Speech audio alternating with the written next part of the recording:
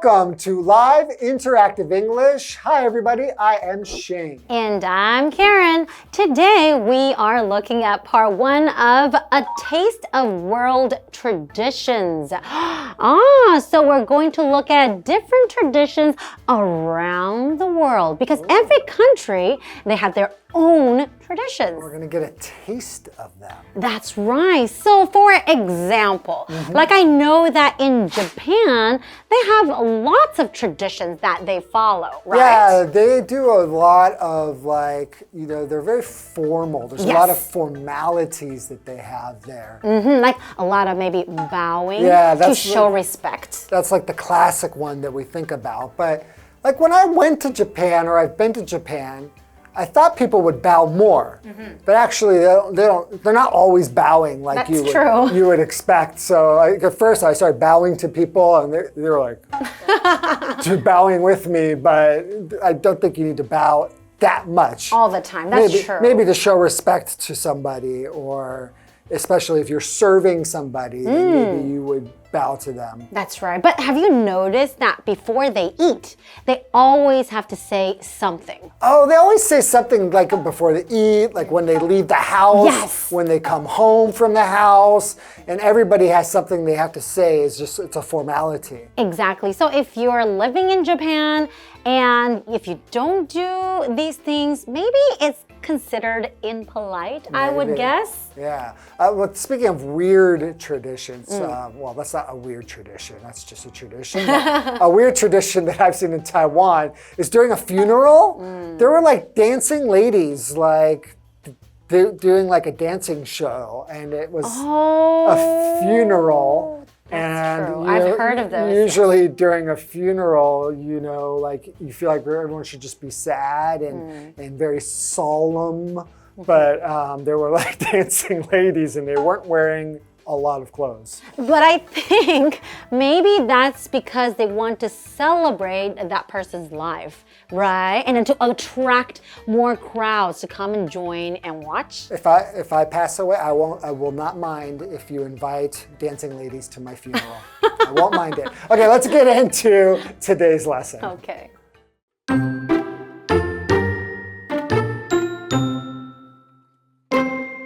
Across the world, food is more than just something we eat.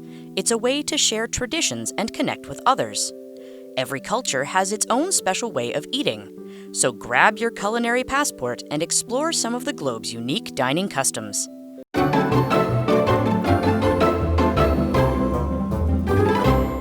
All right, so this is part one of A Taste of World Traditions.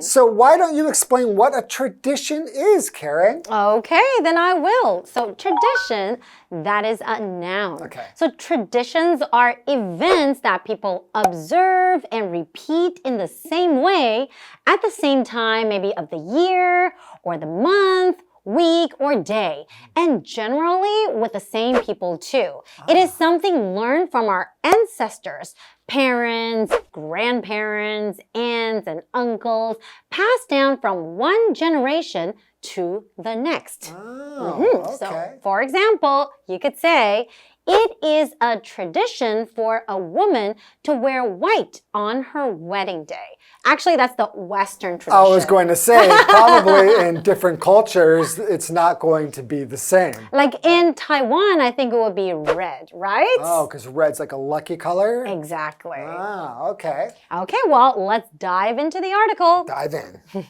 Across the world, food is more than just something we eat. It's a way to share traditions and connect with others. Every culture has its own special way of eating. And that's definitely true. So today we're actually just not talking about any type of traditions about food. But I'm thinking like in American and Canadian culture, do we really have a special way to eat food? I don't know if it's special, but maybe to another culture, it might seem special, right? That's true. Like in Chinese culture, you use chopsticks. They might think that it's odd that we're using knives and forks to eat noodles, for example. Exactly. Right? Because I use a fork and a knife to eat like Italian pasta, but you would probably just use chopsticks if you are Chinese. That's right. Right? Okay, so continuing. So, grab your culinary passport and explore some of the globe's unique dining customs. Right. So culinary passport is kind of like how we eat or what we eat, something related to food, right? Right, culinary passport. So that probably means that we're going to be traveling around the world because that's what you use to enter different countries, right? Very clever way. So we have a vocabulary word, grab. So to grab means to take or hold somebody or something with your hands suddenly or roughly. That's right. Yes, so for example, before we go to the park, I need to grab my bag from home. Basically, I need to take my bag from home, right? It's like another way of saying take. I think it's a little less formal. That's right. But we use it all the time. All the time. Okay, we're also looking at this word here, to dine, and that is a verb. Basically, it just means to eat in, to eat a purchased meal on the premises where one bought it. Okay, so maybe like a restaurant, rather than taking it away. Yeah, totally. So for example, you could say, last year, I dined at one of the world's best restaurants. And I think it's like interesting to, since we were talking about grabbing, like to grab food, if I say, let's grab a bite to eat, you wouldn't be thinking about going to a place where you're going to dine. So grabbing a bite to eat has the feeling it's kind of going to be very casual, maybe very quick, and not formal. Dining feels formal. Exactly. Right? Okay, so we have another vocabulary word. Wow, lots of vocabulary.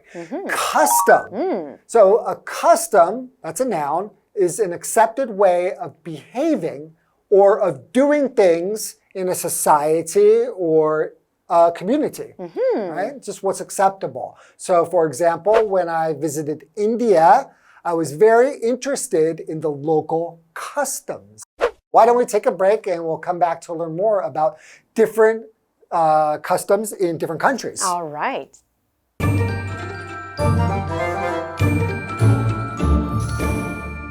Hello， 大家好，我是 Hanny。今天的课文标题是 A Taste of World Traditions。那这个单字 tradition 它就是指传统惯例。每一个文化呢都有它独特的饮食方式，会有不同的习俗惯例。我们这2天的课程就是要介绍世界各地的餐桌文化。那么课文要我们拿起美食护照，一起来探索一些全球独特的用餐习俗。那文中写到说 ，Grab your culinary passport， 拿起你的美食护照，它其实是用来比喻说准备好要去探索不同国家来进行一趟美食之旅。那其中的 culinary 它可以形容是厨房的或是烹饪的。我们再来看单字 grab 是动词，它可以表达匆忙的去拿或是取，那么也有抓住的意思。Shane 老师刚刚有说到 grab a bite to eat， 它是表达快速随意的吃点东西。下一个单字 dine 它是动词，表示用餐。那我们可以用 diner 这个字来表达用餐者，或者是指小餐馆。那么 Karen 老师在讲解单字时，他有提到 premises premises 它可以指这个房屋或土地啊，办公场所或是经营场所，也有厂区的意思。那当这个意思解释时，固定用复数形。下一个单字是 custom 它表示习俗或是惯例。那我们接回到课文中。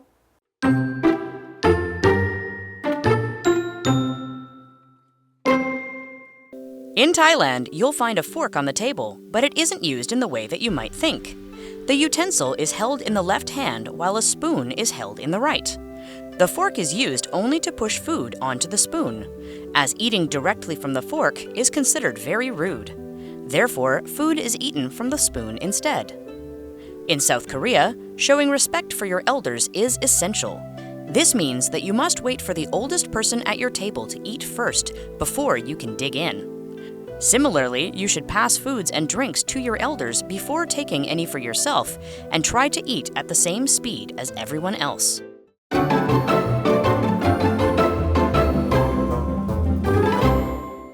Welcome back. Okay, so before the break, we learned that different countries have different ways of eating. You know, they have a special way of eating, and they have special culinary traditions. That's right. Right? So you might go to another country and be surprised, or you might make a fool of yourself if you do something that's against the customs. But I think for the most part, if you are a foreigner traveling to a foreign country, I think that they usually give you a break. That's true. Because they know you're not from that culture, so I don't think that they're going to be very hard on you. That's true, but I still think that it's kind of respectful if we learn about their traditions before we travel to that country. I agree with you, yeah. Right? So it's best to at least try. That's right. Okay, so now we're going to Thailand. Ooh. One of my favorite places in the world. Me too. Okay, so in Thailand, you'll find a fork on the table, but it isn't used in the way that you might think. I didn't know that. Okay. The utensil is held in the left hand, while a spoon is held in the right. Oh, okay. So a utensil is just a tool that you can hold in your hand and use around the house. Like in the kitchen, common utensils are knives, forks, spoons that we hold with our hands and we use them to eat, right? Okay, we call these utensils, right? Yeah, okay, so I didn't know that. I've been to Thailand quite a few times, and then I kind of just, use my fork usually, because I'm right-handed. So I use my right hand to use the fork or chopsticks. I didn't know that you're supposed to do that with your left hand, and the right hand is for the spoon. And I was surprised when I went to Thailand that they don't use chopsticks as they do. As common, right? Yeah, it's not as common as in other Asian countries. That's true. Right? So I found that was interesting. Okay, let's continue. The fork is used only to push food onto the spoon, as eating directly from the fork is considered very rude. I always just eat right from the fork when I'm in Thailand. Same here. Oh no. So we have to make sure that we don't do that next time we travel to Thailand. I'll be going to Thailand in a few months, actually. So I'm going to make sure fork in the left hand, spoon in the right. Do not eat from the fork. Scoop it onto my spoon and eat. Okay. Therefore, food is eaten from the spoon instead. So you're eating from the spoon, not eating from the fork. Okay. So it's more like kind of like a shovel. You shovel your food with your fork onto the spoon. How about noodles though? Would that work with noodles too? Oh, maybe it's like you have to spin them around with the fork and then put it on the spoon. And then you eat it. Maybe, okay, I don't we know. have to test it out. We'll both, next time we go, we'll figure out and we'll come back together and we'll talk about it. All right, okay, but now let's go to South Korea. Ooh, okay. I've never been to South Korea. I have. Okay, so in South Korea, showing respect for your elders is essential. So what does it mean when I say essential? It's just something that's very basic, necessary, or important. Oh, okay, so showing respect. Actually, I think in Japan as well. Yeah. In Taiwan too, I think. Sure, of right? course. Right. Well, I think in general, we should just show respect, to everyone, but especially to our elders, right? Right. People who are older than us.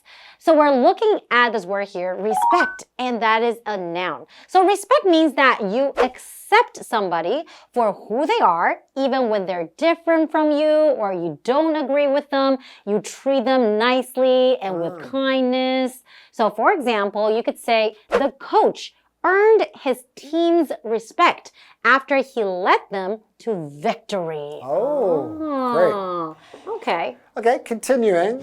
This means that you must wait for the oldest person at your table to eat first before you can dig in. I think we also need to do that in Taiwan. I think you're right, yeah. And so dig in just means to start eating. We could use this, it's kind of like almost like slang. So let's dig in, means let's eat. Similarly, you should pass foods and drinks to your elders before taking any for yourself, and try to eat at the same speed as everyone else. Oh, that I didn't know. That does seem a little bit different because I think in Chinese culture, like you do give food to people, just to not even just your elders, but you seem to try to give food to anybody else before you take it for yourself. Just to be nice. Just to be polite, but eating at the same speed, well, I would be in trouble. Same here in because Korea, I eat so fast. Me too. So we would be in trouble if we went to Korea. Yeah, and I'll be very hungry because I have to wait for everyone, right? And especially when you're older, you probably eat a little bit slower. Oh, man. Gosh, yeah, you'll be starving the whole time. That's right, but we want to show respect though. Okay, well, that's all the time we have for today. Thank you for joining us, and we will see you next time. See you guys next time. Bye-bye. Bye-bye.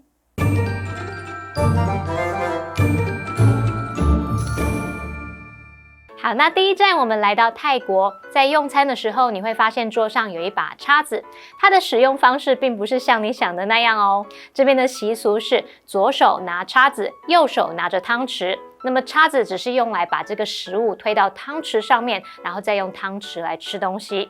如果你直接用叉子来进食，会被认为是非常无礼的。好，那么 Shane 老师这时候提到说，叉子的功能有一点像铲子，他说的 shovel。shovel shovel 就是铲子。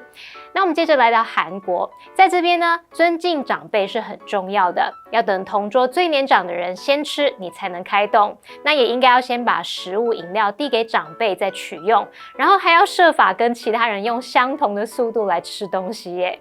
好，我们来看单字 respect。respect 是名词，它表示尊敬、敬意。我们在后面加上 ful 变成 respectful。respectful 可以形容是尊重人的、有礼貌的或是恭敬的。那这边两个重点，我们进入文法时间。好，我们来看第一个重点是连接词 while 的3种意思。第一个呢是表达然而或是而，用来连接两个对比或者是相反的论述，像是 while some people prefer warm weather。Others prefer cold weather. 有些人偏好温暖的天气，而有些人比较喜欢冷天气。那第二个可以用来表达在什么什么的时候，或是与什么同时，像是 The phone rang while she was brushing her teeth. 在她刷牙的时候，电话响了。那第三个呢，可以用来表达虽然、尽管，像是While the movie wasn't as good as I'd expected, it was still entertaining. 尽管那部电影不如我预期的好看，可是还是很有趣。好，那么看到第二个重点是表达被认为点点点、被视为点点点的句型。先看到动词 consider 或是 see 或者是 view 都可以表达认为或是视为。那常用的句型，我们先看到主动语态，我们可以用 consider somebody or something 后面接 to be 再加名词或形容词，这个 to be 可以省略。再来下一个句型是 see 或是 view somebody or something 加上 as 再加名词或形容词。举例来说 She sees Greg as a good friend. She considers him to be trustworthy. 那其中的 to be 也可以省略不讲哦。她把 Greg 视为好朋友，认为他值得信赖。那我们再看到被动语态的句型就会是 somebody or something be considered to be 再加名词或形容词，一样 to be 可以省略，或者是 somebody or something be seen as 或是 be viewed as 再加上名词或形容词。例如 The singer is viewed as a fashion icon. 那位歌手被视为时尚指标。好，那以上这的讲解，同学别走开，马上回来哦。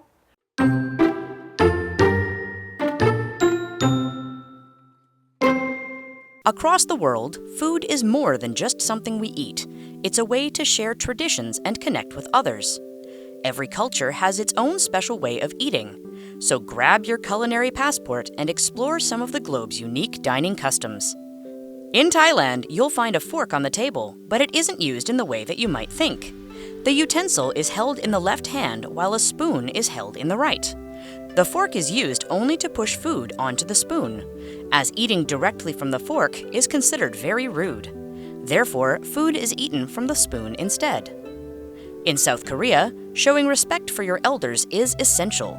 This means that you must wait for the oldest person at your table to eat first before you can dig in.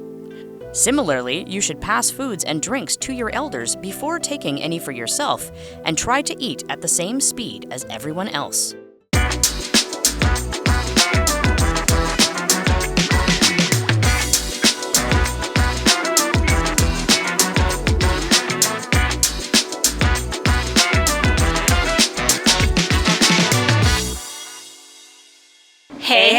It's KiWi on the street. I'm Kiki. And I'm Winnie. Did you know this statue is actually MIT? MIT, like the university? No, MIT stands for Made in Taiwan. Oh, it's one of those abbreviations. And that's what we're going to work on today. Abbreviations. Okay, the first one is IT. International technology. Oh, okay, good idea. Close, but it's not right. Technology's right. Technology's right. Do you want to try again? Idea. Oh, that's a very good try. Very good try. It's actually I don't know. information Oh, information technology. Yeah. Okay, come on, easy, right? Q&A. Question and answer. Question and answer. Yes. NBD. Usually you'll text someone online. It's kind of like, oh, it's okay. No big deal. Very good. Good job. What did we learn today? Let's work on today's abbreviations. Our first one is IT, information technology. Information technology. So for example, you could say, if your computer is broken, take it to the information technology department. But usually we would say the IT department. Next, we have Q&A, questions and answers. Questions and answers. So for example, now is the questions and answers part of the presentation. Then we have NBD, no big deal. No big deal. It's no big deal that you didn't bring a gift. Usually we would text this to each other. That's all we have for today. KiWi later.